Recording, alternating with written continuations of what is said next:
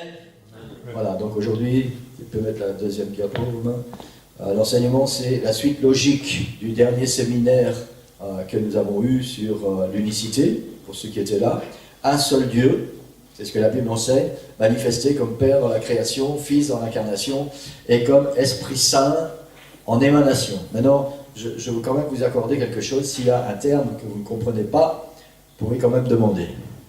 Parce que ce n'est pas la peine de continuer, mais si c'est des questions relatives à l'enseignement, à la limite, vous pouvez noter, et soit on en parle tout à l'heure, soit on prend rendez-vous, et puis on prendra le temps d'en discuter. Amen. Pour ceux qui étaient présents lors du dernier séminaire sur l'unicité, on a établi que la doctrine de la Trinité n'est pas biblique. Et c'est très important de savoir ça, même si cette doctrine est quasiment universelle, elle n'est pas biblique. Elle est une invention religieuse et plonge l'Église de Jésus-Christ dans l'erreur et la confusion. Et je vous encourage, si vous avez YouTube, allez sur YouTube, chaîne Le Rocher Nivelles, et ce séminaire est sur notre chaîne YouTube, vous pourrez le visionner et l'étudier, c'est en gros aussi 3 fois 45 minutes. C'est important de savoir tout ça. Amen. Donc aujourd'hui, on va parler d'un seul Dieu. Non, c'est ce qu'on avait vu la dernière fois, diapo 3, Romains, un seul Dieu. On a vu la dernière fois, Deutéronome 6,4, écoute Israël, l'Éternel, notre Dieu, est le seul éternel. Amen. Et on était parti sur cette parole de l'Écriture pour étudier la Bible sur l'unicité de Dieu, un seul Dieu. On va étudier aujourd'hui au sujet de la divinité de Jésus, c'est-à-dire que Jésus est Dieu. Beaucoup de chrétiens croient que Jésus est Dieu. Ils croient que Jésus est Dieu le Fils, distinct de Dieu le Père et de Dieu le Saint-Esprit, un Dieu en 3 dieux ou en 3 personnes. C'est la croyance la plus répandue. C'est ce qu'on appelle la doctrine de la Trinité. Donc, il y a une chose qui est bonne dans tout ça, c'est que beaucoup de chrétiens croient que Jésus est Dieu.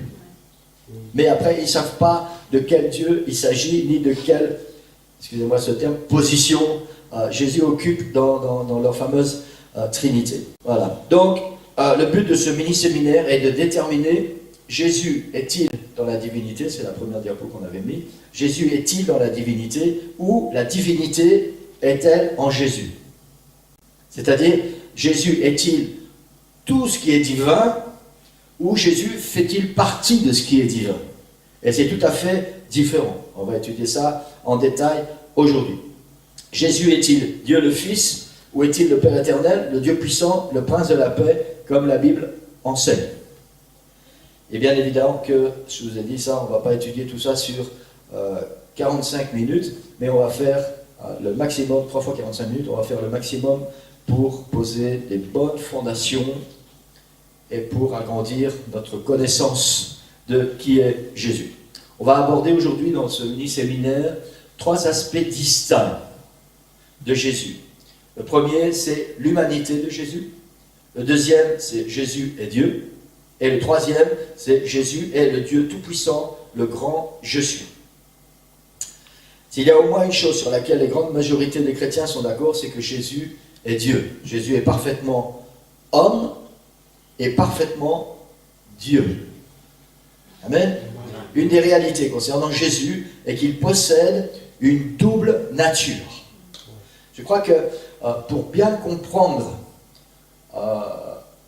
ce que la Bible enseigne et pour pouvoir échapper aux confusions des erreurs religieuses, c'est important de faire marcher notre imagination. Et quand on lit et on étudie la parole du Seigneur, on a une étude biblique qui dit « Ouvrez votre cœur quand vous ouvrez la Bible ».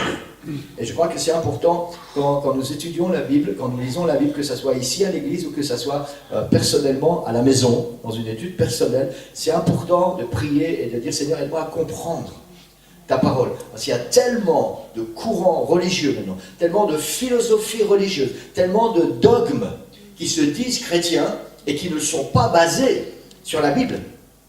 Or, la foi, notre foi en tant que chrétien, ne peut être basée que sur la Bible. Et sur rien d'autre. Sinon, c'est juste des philosophies humaines. Amen. Voilà. Donc, une des réalités concernant Jésus, qu'il possède une double nature. Il est homme et Dieu à la fois.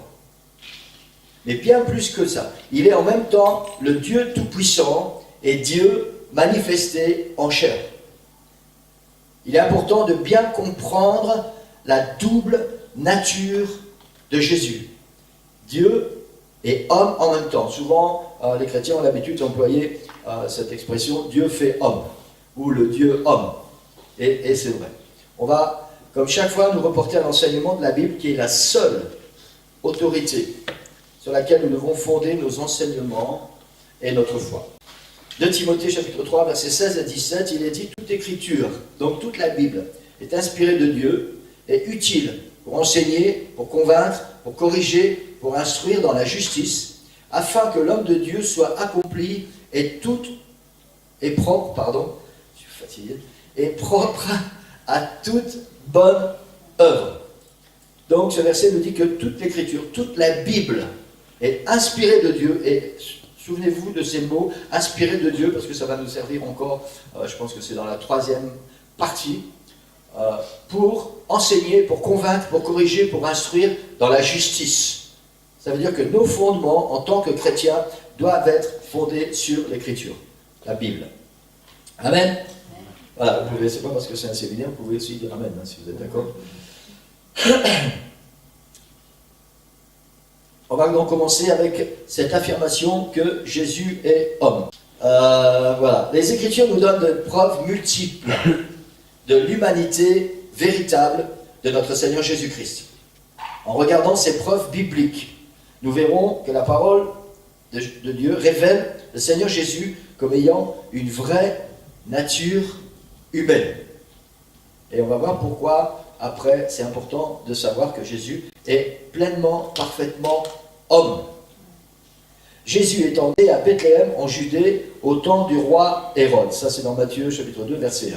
Donc, c'est une preuve, on va parler maintenant des preuves de la nature humaine de Jésus, que Jésus est pleinement homme. Comme tout être humain, Jésus est passé par la case naissance. Amen. Diapo suivante, dans Matthieu 4, 2, la Bible dit « Jésus eut faim ». Ça veut dire que, comme chaque être humain, il a ressenti ce que nous ressentons quand ça commence à gargouiller à l'intérieur, parce que le dernier repas remonte déjà à très longtemps. Jésus eut faim. Donc il était assez humain pour avoir faim. La diapo suivante, toujours dans l'évangile de Matthieu, chapitre 8 et verset 24, il est dit « Il dormait ». Jésus éprouvait les mêmes sensations de fatigue que chaque être humain. Et dans ce contexte, il nous est dit que Jésus dormait. La même sensation de lourdeur qui vient à nos yeux lorsque nous avons sommeil fut connue par Jésus. C'est encore une preuve de son humanité. Diapo suivante, dans l'évangile de Jean, chapitre 4, verset 6, Jésus, fatigué du voyage, était assis au bord du puits. Jésus, fatigué du voyage. Jésus était comme nous, comme ça nous arrive régulièrement. Je ne sais pas si vous êtes en forme aujourd'hui, moi je suis fatigué, donc voilà, ce que je ressens aujourd'hui, Jésus l'a ressenti, il s'est assis au puits de Jacob. Il était fatigué du voyage. Il avait marché beaucoup, il était épuisé, et il était tellement humain que comme il nous arrive à tous, il était fatigué après avoir marché beaucoup et poussé son corps dans une situation extrême. Jésus fut assez humain pour ressentir cette fatigue. Diapo suivante, Jean chapitre 11, verset 35. Jésus pleura. Et ce verset est tellement impressionnant. Jésus était tellement vraiment homme qu'il a ressenti ce même sentiment que nous ressentons, la tristesse, la douleur, de la peine. Et la Bible dit, Jésus pleura. Est-ce que quelqu'un sait quand, à quelle occasion Jésus pleura? Sauf ceux qui ont étudié. Yes. Avec Lazare. Jésus était devant le tombeau de Lazare. Diapo suivante, Luc chapitre 22, verset 44. Il est dit, Jésus étant en agonie, il priait plus instamment. Encore une fois, ce verset nous prouve l'humanité de Jésus. Il était en agonie. Il a expérimenté les degrés d'intensité de l'âme que chacun de nous pouvons ressentir. Bien que Jésus fût toujours sincère dans son ministère, les Écritures nous laissent savoir que Jésus, tout comme nous, a connu des moments très intenses plus profond que les autres. Parfois, lorsque nous sommes dans la prière, nous prions avec une plus grande intensité que les autres fois. Pourquoi cela? C'est notre humanité. Il serait tout à fait impossible pour chaque être humain de vivre dans un état continuel de forte intensité.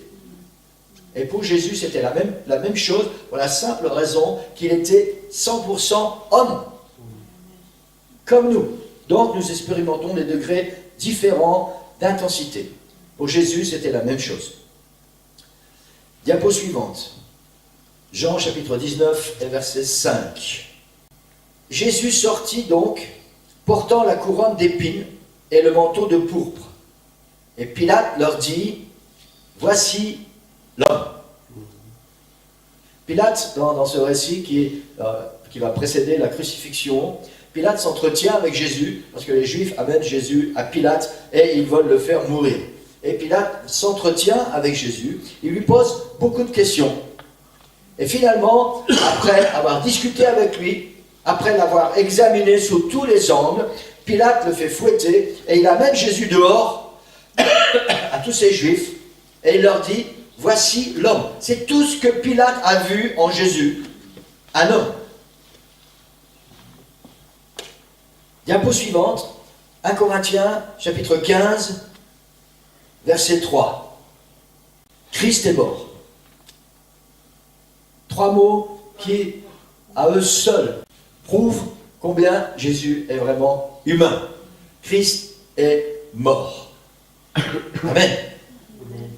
Jésus était un homme. Et c'est important de savoir que Jésus était un homme. Les apôtres, en prêchant au sujet de Christ, proclamèrent l'humanité de Jésus. Homme israélite, écoutez ces paroles. Jésus de Nazareth, cet homme à qui Dieu a rendu témoignage devant vous par les miracles, et il y a les versets qui suivent. Donc il dit, cet homme. Encore une fois, Jésus est présenté comme un homme, dans le livre des Actes, chapitre 2, verset 32. Et Jésus, lors de sa conversation avec les Juifs, qui avaient le meurtre dans leur cœur, les Juifs voulaient faire mourir Jésus, et Jésus commence à argumenter avec eux. Il parle de sa propre humanité, diapo suivante, Jean chapitre 8 et verset 40, et Jésus leur dit, maintenant vous cherchez, c'est Jésus lui-même qui parle, hein. Maintenant c'est plus quelqu'un qui parle de Jésus, c'est Jésus lui-même qui parle de lui, et il dit maintenant, vous cherchez à me faire mourir, moi, un homme, qui vous ai dit la vérité. Donc Jésus se proclame lui-même un homme. Une autre preuve indiscutable que Jésus a une généalogie. Il a des ascendants. Tout le monde sait ce que c'est une généalogie? C'est vos parents, vos grands-parents, vos arrière-grands-parents et tous ceux qui viennent d'avant, aussi loin qu'on peut remonter. Ça s'appelle une généalogie. Matthieu, dans son premier chapitre, s'évertue à retracer cette généalogie. Généalogie de Jésus-Christ, diapo 17, voilà. Fils de David, fils d'Abraham, Abraham engendra Isaac, Isaac engendra Jacob, Jacob engendra Judas et ses frères, et ça continue comme ça jusqu'au verset 16. Toute la généalogie de Jésus est retracée. Donc, encore une fois, c'est une preuve de l'humanité de Jésus. Il a une généalogie, il est 100% homme. Il ne peut y avoir aucun doute au sujet de l'humanité de Jésus-Christ, car la Bible l'enseigne pleinement. Le fait de savoir que Jésus était 100% humain est un encouragement et un réconfort pour chaque enfant de Dieu. J'ai déjà entendu des réflexions du style « Oui, mais je ne sais pas si le Seigneur peut comprendre ce par quoi je passe. » Parce que parfois on se fait juste une idée qu'il est Dieu, il est sur son trône, il est dans l'univers, et puis notre petite condition humaine. Et c'est tellement important de savoir, ce qu'on vient de voir, que Jésus est 100% homme, 100% humain. La Bible dit qu'il a ressenti exactement les mêmes sentiments que nous pouvons ressentir. Il a été tenté en toutes choses comme nous pouvons être tentés. La seule différence entre Jésus, homme, et nous, c'est que lui n'a jamais péché. Mais je ne sais pas pour vous, mais pour moi, c'est tellement réconfortant de savoir que peu importe le sentiment que je vais éprouver, le Seigneur l'a éprouvé. Et donc, il peut comprendre la situation par laquelle je passe. Et s'il peut la comprendre, il est capable de m'aider. Amen. Et ça, c'est très important, Église. S'il peut comprendre la situation dans laquelle je suis, il peut m'aider. Et on doit toujours se souvenir de ça. Amen. On va parler maintenant, pendant quelques instants, de l'expression « fils de l'homme ». Je vous ai dit tout à l'heure qu'on n'a pas le temps de tout voir. J'aurais voulu inclure dans ce séminaire aussi l'expression « fils de Dieu », parce que c'est important de savoir que j'ai des fils de l'homme, il y a aussi fils de Dieu. Ça sera peut-être pour une autre fois. Aujourd'hui, nous allons examiner l'expression « fils de l'homme ». L'Ancien Testament utilise régulièrement cette expression « fils de l'homme ». Elle fait référence à ce qui est tout à fait naturel, l'enfant des hommes, notre nature humaine, fils de l'homme. Amen. Je pense que tout le monde comprend ça, notre nature humaine. Et on va voir quelques exemples dans le psaume 11, verset 4, diapo suivante. L'Éternel est dans son saint temple, l'Éternel a son trône dans les cieux, ses yeux regardent, ses paupières sondent les fils de l'homme. Donc on parle des fils de l'homme en général maintenant pour arriver à Jésus, fils de l'homme. Diapo suivante, Ecclésiaste chapitre 3, verset 10. J'ai vu à quelle occupation Dieu soumet les fils de l'homme. Pour ceux qui connaissent le livre de Ézéchiel par cœur, est-ce que quelqu'un connaît le livre d'Ézéchiel par cœur? Non. 93 fois, le Seigneur appelle le prophète Ézéchiel par cette expression « fils de l'homme ». Alors on pourrait se poser la question, pourquoi le Seigneur n'a pas appelé tout simplement Ézéchiel? Quand il a appelé Ézéchiel, Ézéchiel? Non, le Seigneur disait « fils de l'homme ». 93 fois dans le livre d'Ézéchiel, Ézéchiel est interpellé par le Seigneur dans « fils de l'homme ». Toujours dans ce même sens de filiation humaine. Le Seigneur regarde cet homme qui s'appelle Ézéchiel et dit « fils de l'homme ». On pourrait dire, excusez, ça peut paraître un peu vulgaire, mais on pourrait dire « enfant de ton père ». Si vous me permettez cette expression. Fils de ton père. Fils de l'homme. Voilà. Nature humaine. On va prendre quelques instants maintenant, on va s'attarder sur une vision que Daniel a reçue. Et on ne peut pas arriver plus loin sans passer par cette vision. C'est la diapo suivante. Daniel chapitre 7, et versets 13 et 14. Daniel dit « Je regardais pendant ma vision nocturne, et voici, sur les nuées des cieux, arriva quelqu'un de semblable à un fils de l'homme. Il s'avança vers l'ancien des jours, et on le fit approcher de lui. On lui donna, à ce fils de l'homme, on lui donna la domination, la gloire et le règne, et tous les peuples, les nations et les hommes de toute langue le servirent. Sa domination est une domination éternelle qui ne passera point, et son règne ne sera jamais détruit. Le titre « Fils de l'homme » dans cette vision de Daniel se réfère au Messie. On va étudier plus dans quelques minutes au sujet de Messie. Le Messie est celui, je ne parle pas du footballeur, hein. Lui il se prend pour le Messie, mais on parle du Messie prophétisé dans la Bible. Le Messie est celui qui était attendu par les Juifs, celui qui était prophétisé dans tout l'Ancien Testament, attendu par les Juifs, et qui devait instaurer le royaume de Dieu sur la terre.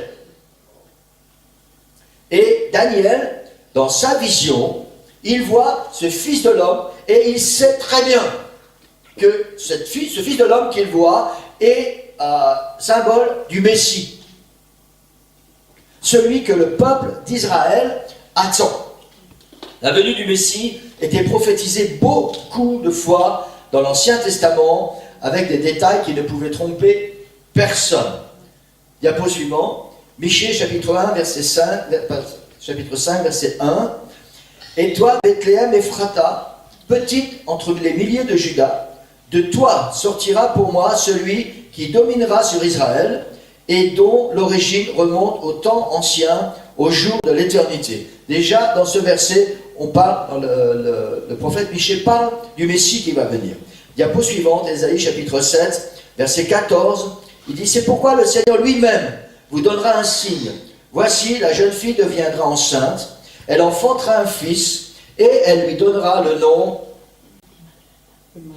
d'Emmanuel. » Diapo suivante, Ésaïe chapitre 9, verset 5.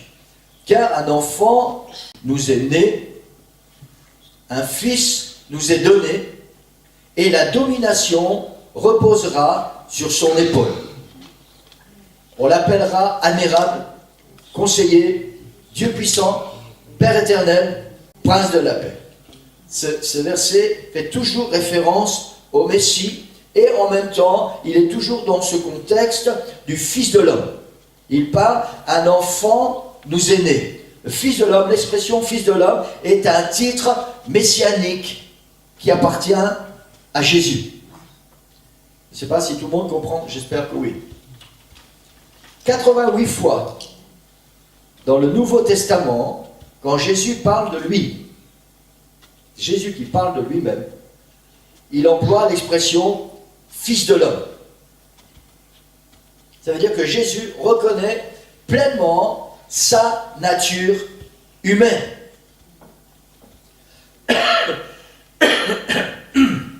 Mais en plus de confirmer sa nature humaine, il s'attribue ce titre de Fils de l'homme. Non seulement le Seigneur, quand il parle, il y a une petite subtilité dans cette expression, non seulement le Seigneur, quand il parle et qu'il emploie cette expression Fils de l'homme, les gens comprennent qu'il a une nature humaine. Mais pour les Juifs, il y a une connotation particulière qui se rapporte directement à la vision de Daniel. Les Juifs savaient que celui qui ressemblait à ce Fils de l'homme dans la vision de Daniel, c'était le Messie. Et pour eux, quand Jésus s'octroie ce titre, le Fils de l'homme, il affirme être le Messie. C'est une des raisons pour lesquelles Jésus est mort. Une des raisons pour lesquelles il a été tué. Parce que les Juifs lui ont dit, toi qui n'es qu'un homme, tu te fais Dieu. Donc c'est important de bien comprendre pour ça. Parfois on lit des choses dans la Bible. Je ne sais pas si vous avez déjà fait attention à cette expression Fils de l'homme. Certainement maintenant que quand vous allez lire Fils de l'homme dans la Bible, il y a d'autres choses qui vont venir éclairer votre intelligence. Les Juifs avaient compris que quand Jésus parlait de lui en tant que Fils de l'homme, il se prétendait être le Messie tant attendu. Et c'est une des raisons pour lesquelles les Juifs l'ont fait mourir. Il affirme donc à la fois être Fils de l'homme, vraiment homme, et le Messie, celui dont Daniel parle, à qui on a donné la domination, le règne et la gloire. Toutes ces choses sont liées ensemble. Si vous voulez, on peut relire cette vision que Daniel a eue. Il est dit, « Voici, sur les nuées des cieux arriva quelqu'un de semblable à un fils de l'homme. Il s'avança vers l'ancien des jours, et on le fit approcher de lui. On lui donna, à ce fils de l'homme, symbolique du Messie, on lui donna la domination, la gloire, le règne. Et tous les peuples, toutes les nations, tous les hommes de toute langue le servirent. Sa domination est une domination éternelle qui ne passera point, et son règne ne sera jamais détruit. » Tout ça était profondément ancré dans l'esprit des Juifs. Et voilà que ce Jésus de Nazareth vient. Pour eux, Jésus, c'était juste le fils du charpentier. Fils de Joseph, le fils du charpentier. Et voilà que ce fils du charpentier, ce Jésus de Nazareth, vient et il se proclame fils de l'homme. Et les Juifs comprennent très bien ce que cela veut dire.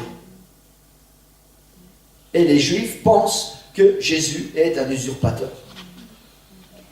Il veut prendre la place de Dieu. Et c'est une des raisons pour lesquelles Jésus a été crucifié.